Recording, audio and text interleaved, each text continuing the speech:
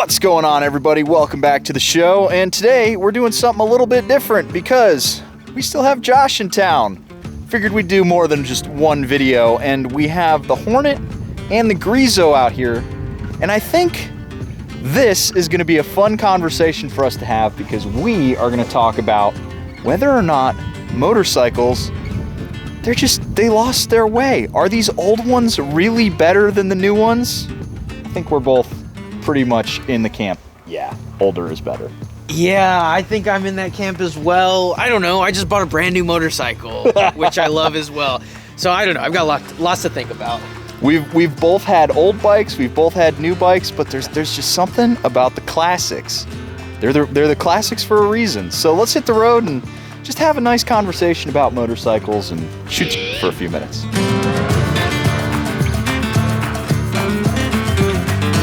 Alrighty, Josh, it's a beautiful evening here now in Austin. Sun's out. We've got some awesome bikes. These are, I think, pretty classic motorcycles. This one's an actual classic. It's from 2003, which is kind of funny to think that 20 years ago is now classic. I mean, it's almost, I think it's like halfway towards getting an antique plate. The second I can get an antique plate for this bike, I'm getting one. And then this one is from 2014, but despite being a little newer, air-cooled, oil-cooled, push rod, it's got no traction control, no ABS, none of that stuff. And there's something that these two bikes have that modern bikes don't. I can't quite put my finger on it. We're going to figure all that out. But, you know, we've been riding around on both of these. How you feeling so far? I'm feeling like I'm not going to be able to get it all figured out like you seem so confident about. Because I don't know. No, I'm falling in love with this bike, though. I remember, I think I've told you a few times, because you've had this bike, it's been around, and I'd never ridden it. And in my mind, it was so slow. Like I was expecting to just get on it and it be just like a, I don't know, 400cc kind of like slow, chill bike. Just probably because of the way it looks. It's like very, very standard. This is a standard sport naked bike. Yeah, it just looks like a motorcycle. Yeah, no, but it is exciting to ride. It's a lot of fun to ride, and the motor's a blast, and the feedback you get from it's a blast. And I mean, I want wider handlebars, but that's one of the things I love about older bikes is that, like, yeah, they figured out that like some things work a little bit better in different ways. You know, like the handlebar thing, I think is a good example of it. But like, it's so quirky and engaging when you're going, you know, down corners, and you're just like, I don't know, it's different. Whereas now you get on a new bike and they all feel exactly the same. They're all like, yeah, okay, got it. And yeah, I don't know. That's a good place to start off, though. There was so much variety, I feel like, in motorcycles from the early 2000s.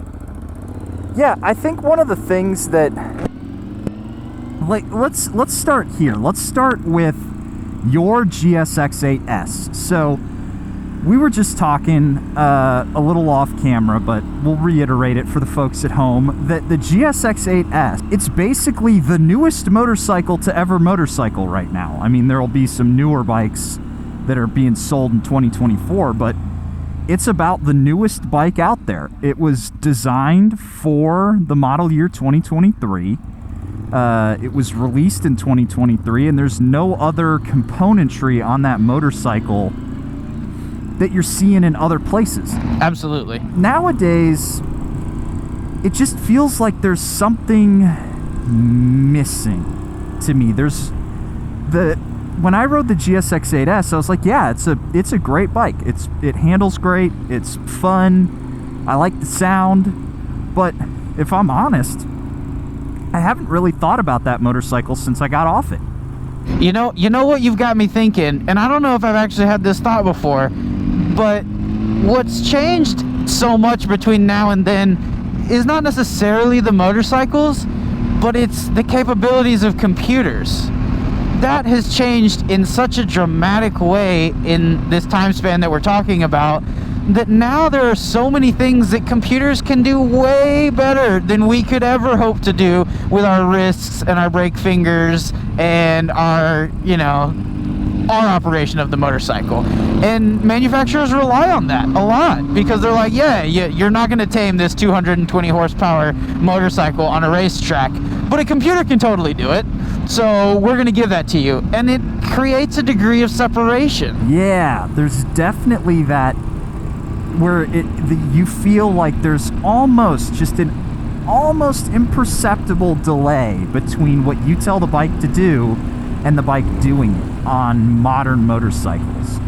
Just as the brain is processing your command, you know? Exactly. And I think that specific feature that we're talking about of the engine or the computer coming between you and the ride is really well exemplified in like big power adventure bikes, because they can be tuned and the modes can be crafted in such a variety of ways, and it requires so much more interference to maintain traction off-road and to handle big bumps and things like that, that you get really, really varying feels from the motorcycle, from something that's not crazy intrusive like a Tenere 700 and something that has to be pretty dang intrusive like a Super Duke or a KT, I don't know, Adventure. The Super Adventure. Super Adventure, yeah. Or probably like a Pan America even as well, where it's like, look, in order for this thing to be flattering and for you to feel good on it and comfortable and do the things you want to do, a computer is going to help you out a whole lot.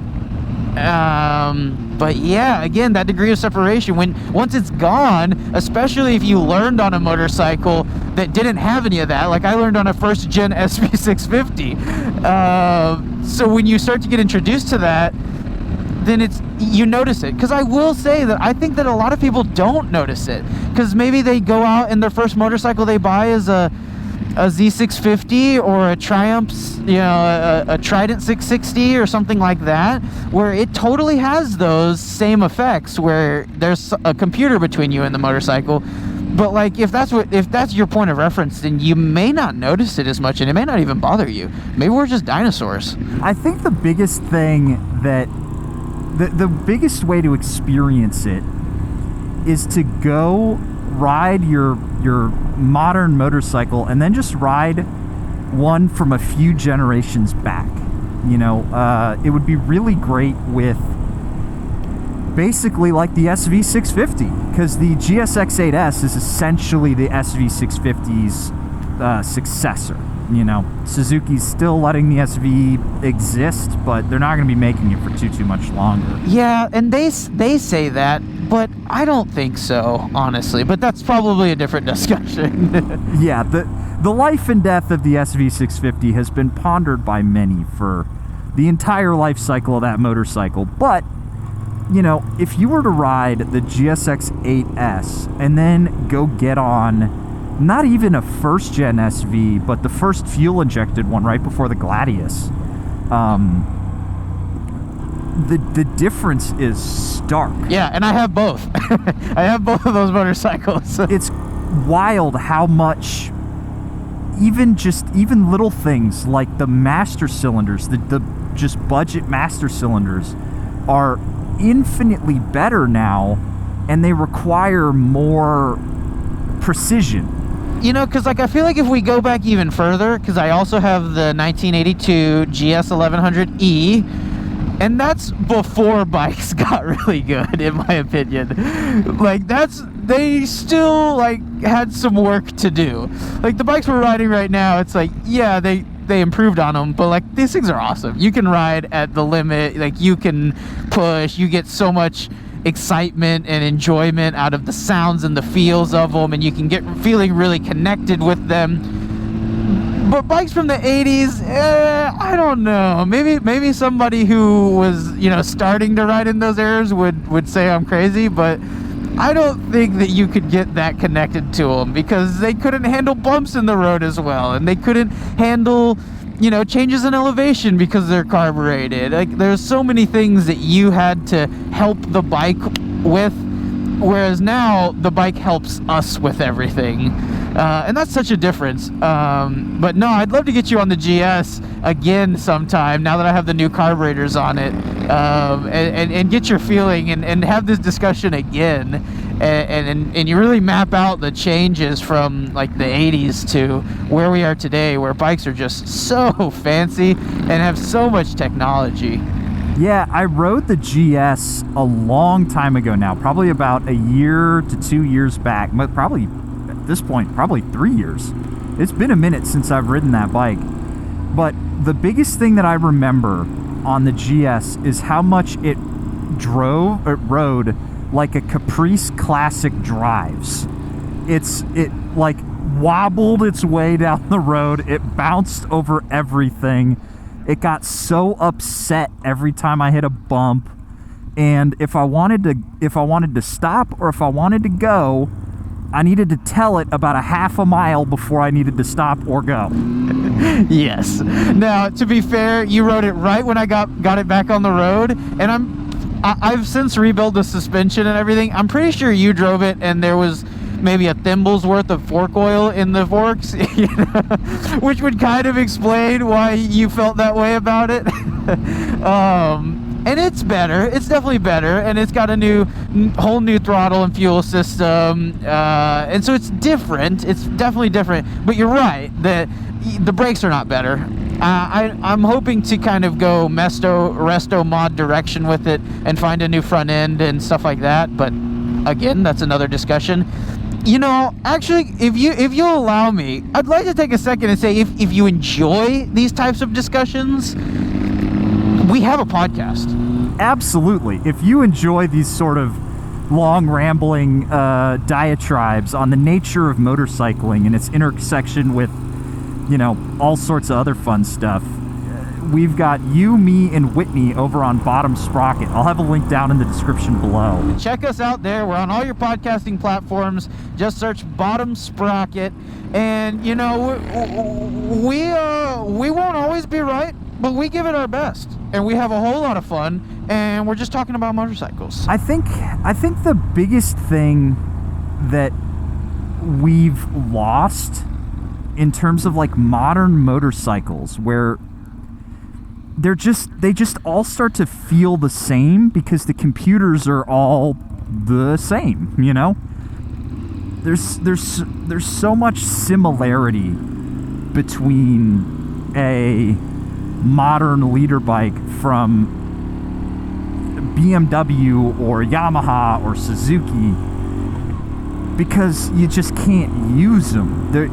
And if you do, the electronics are riding the bike and not you know? Oh, totally. Yeah, when you get into something like a homologation, like race bike, like leader bikes, R1s, Gixxer 1000s, S1000RRs, it is even more clear, I think, that the point that we're trying to make.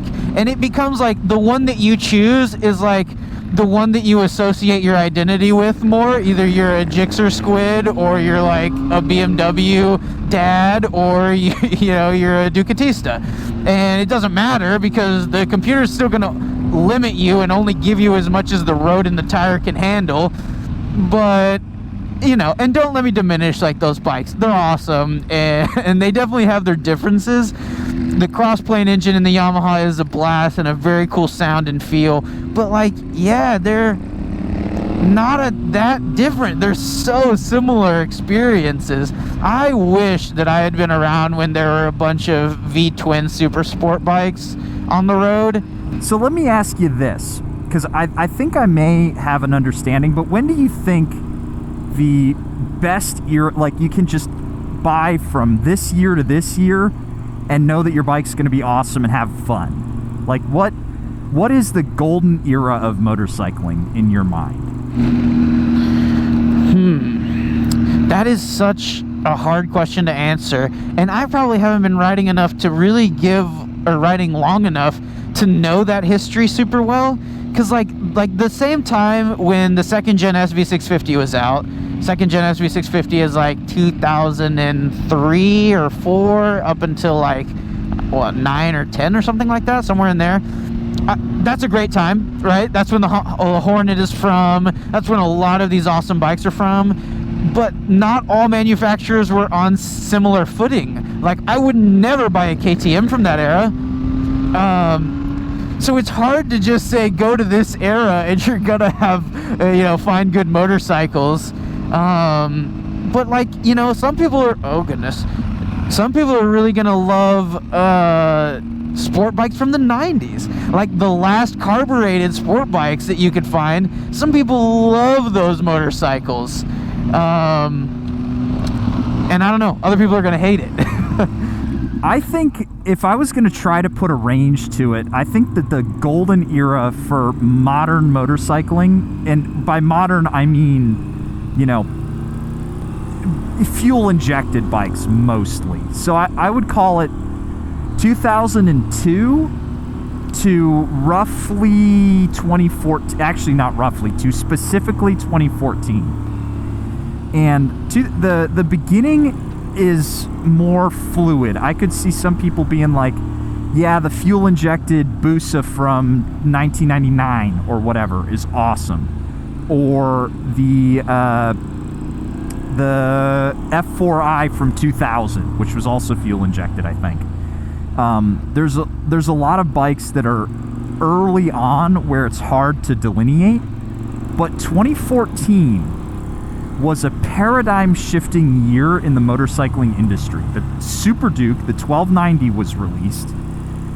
The MT-10, I believe, came out that year, and a bunch of hyper-nakeds were really starting to come out in 2014. That's where you saw a massive step up in power, and then electronics over the next few years raced to keep up with it. You also saw, around about that time, you saw the disappearance of the sport bike, naked bike relationship. You remember, like, you're sitting on the perfect example right there. The Hornet is the naked bike equivalent of the CBR 900RR. Yep. And you don't get those anymore. It's not like you can go and get an basically, like, you can't go to Honda and get a CBR 1000RR, the race bike. You can't get the leader bike in a naked bike platform. The engines are different, and same thing with Suzuki and Yamaha to a slightly lesser extent. Yeah, I can speak to the Suzukis quite a bit. I mean, not a ton, but like, you're absolutely right, man. The Gixxer 1000 is so different than the Gixxis 1000. Like, the way they tune them, and I get it, like, in their mind, they're like, well, this bike is more for this, and that bike is more for that, so let's give it every advantage to do the primary job as good as it possibly can. But, like, I don't think people necessarily want that so much. I don't know, maybe they do, I don't. I like the motorcycle to be kind of like fire breathing and raw, and that's okay if I'm not on a racetrack with it. It's a toy, and it still gets me really excited. I just feel like right around 2014, we started to lose that relationship, and motorcycles started to become a lot more about the technology that made them go fast, and not about the experience of riding. You know, my Ducati from 2014, well, I guess it was 2013, the Hyperstrada had the full Ducati safety package, and it had rider modes, and it had all of this. And that's really when it started to become a big selling feature. And now it's trickled down everywhere, and technology is just ubiquitous. Yep. I'm going to say it. I think that technology might be diluting and, to a lesser extent, ruining motorcycles. Yeah, you're right. But at some level, we're just dinosaurs, and people who come after us won't know the difference, and so they'll still love them. So as the proud owner of a 2023 modern motorcycle, do you sometimes wish that maybe instead of getting that brand spanking new Gixxis, that you would have gotten something a little bit older, something more odd, more unique, I suppose? Or do you really like what modern motorcycles have to offer? I do. I like the peace of mind and the comfort. There's a lot of headaches involved with owning a 15-year-old motorcycle, and just not the same peace of mind and simplicity and ease of use. That motorcycle is the easiest thing to ride. I'm so comfortable on it.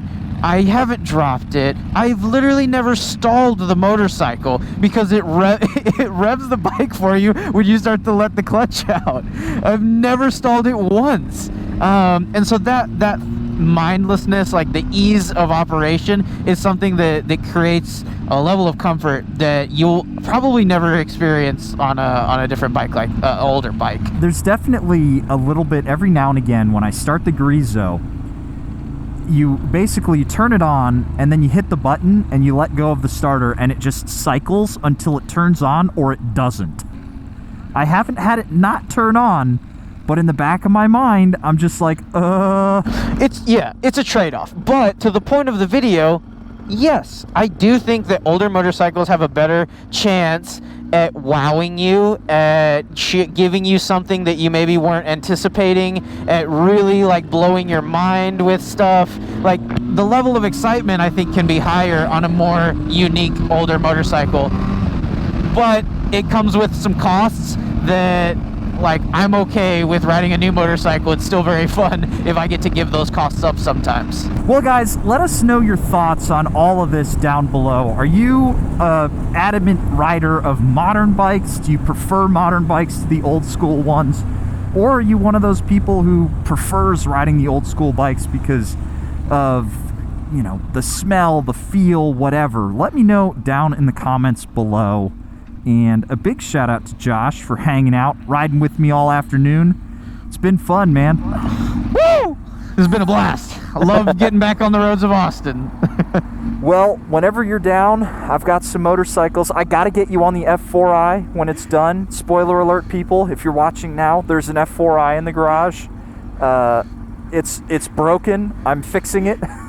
And when it's done, we're gonna snow bike this winter as well. Okay, oh, we gotta make that yeah. happen. Let's look at some dates and figure out when we can get you up in the snow on a snow bike. I need to ride a timber sled. That has to happen. Well, guys, we will catch you in the next one. See you later.